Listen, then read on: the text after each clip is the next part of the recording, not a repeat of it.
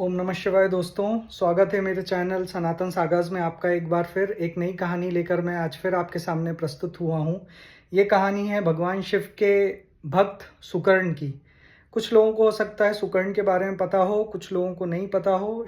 शिव पुराण में लिखा है, कई और पुराणों में सुकर्ण के बारे में लिखा है। सुकर्ण की कहानी कुछ इस तरीके से है कि सुकर्ण जब एक बालक थे तो वो बहुत उनका जो परिवार था वो गरीब थे, उनके पिता नहीं थे, वो अपनी माता के साथ रहते थे।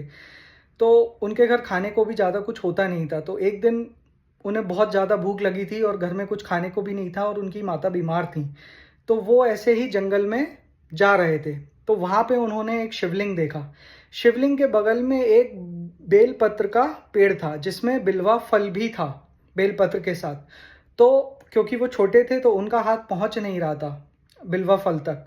तो उन्होंने क्या किया, उन्होंने सोचा कि मैं शिवलिंग पे चढ़ के इस फल को तोड़ लेता हूँ।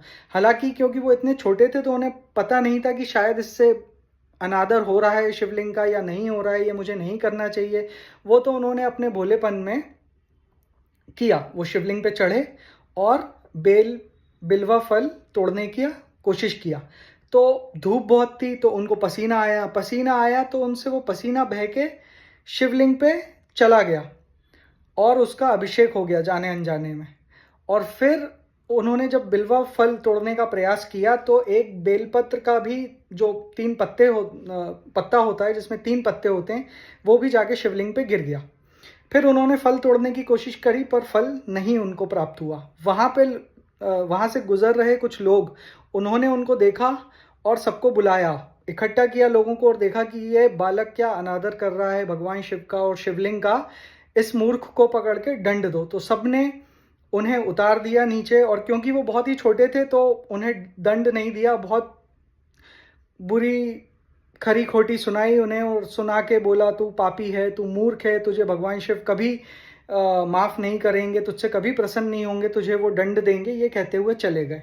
पर क्योंकि बालक भूखा था, भगवान शिव ये सब देख रहे थे कहीं से, वो उसके सामने प्रकट हुए और उन्होंने उससे बोला, क्या हुआ पुत्र, तुम्हें क्या चाहिए? तो सुकर्ण ने बोला कि प्रभु मैं आपका अनादर नहीं करना चाहता था, लेकिन मैं बहुत ही भूखा था, इसलिए मैंने शिवलिंग पे चढ़ने की चेष्टा करी और मुझे नहीं पता था कि इस पे चढ़ने से आपका अनादर होगा। कृपा करके मुझे माफ़ कर दीजिए, मुझे दंड ना दीजिएगा, मैं बालक हूँ, आप मुझसे रुष्ट तो नहीं है। तो भगवान ने बोला कि नहीं, मैं तुमसे रुष्ट नहीं हूँ, मैं तो तुमसे खुश हूँ सुकर्ण, क्योंकि जाने अनजाने में तुमने मेरा अभिषेक किया और मुझ पे बेलपत्र चढ़ाया। बोलो तुम्हें मुझसे क्या चाहिए? तो सुकर्ण ने उन्हें बोला कि प्रभु मुझे बहुत भूख लगी है, मुझे ये बिल्वा फल खाना है, क्या आप मुझे बिल्वा फल दे देंगे? तो भगवान शिव ने कहा कि सुकर्ण तुम तो कुछ भी मांग सकते हो, तुम ये बिल्वा फल क्यों मांग रहे हो? तो कहने लगे मुझे और कुछ नहीं आता प्रभु, मुझे केवल ये बिल्वा फल दे दीजिए, मैं बहुत भूखा हूँ। तो भगवान ने कहा कि सुकर्ण तुम बहुत भोले हो, मुझसे एक और वरदान मांग लो।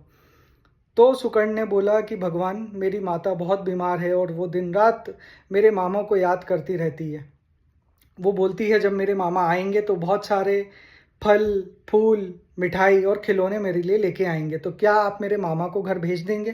तो भगवान ने बोला कि ठीक है, मैं तुम्हारे मामा को घर भेज दूंगा। और बिल्वा फल तोड़ के भगवान शिव ने उन्हें दे दिया। वो बिल्वा फल उन्होंने सुखी होके खाया और वो अपने घर चले गए। भगवान शिव ने एक और लीला रची, वो उनके मामा बन के उनके घर पधारे, फल लेके, फूल लेके, मिठाई लेके, खिलौने लेके।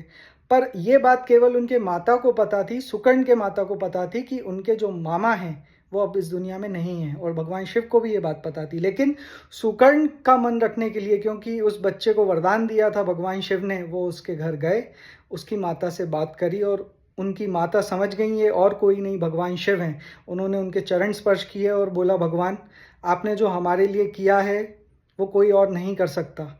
सुकर्ण आपके आने से बहुत खुश है। वो सुकर्ण के साथ काफ़ी दिन रहे, उनके साथ खेला और फिर सुकर्ण को बोला कि जब भी तुम्हें तुम्हारे मामा की याद आए तो मुझे याद कर लेना, मैं आ जाऊंगा, तुम्हारा मामा तुम्हारे सामने प्रकट हो जाएगा।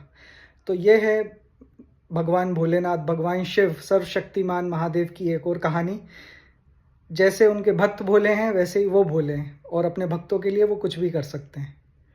हर हर महादेव।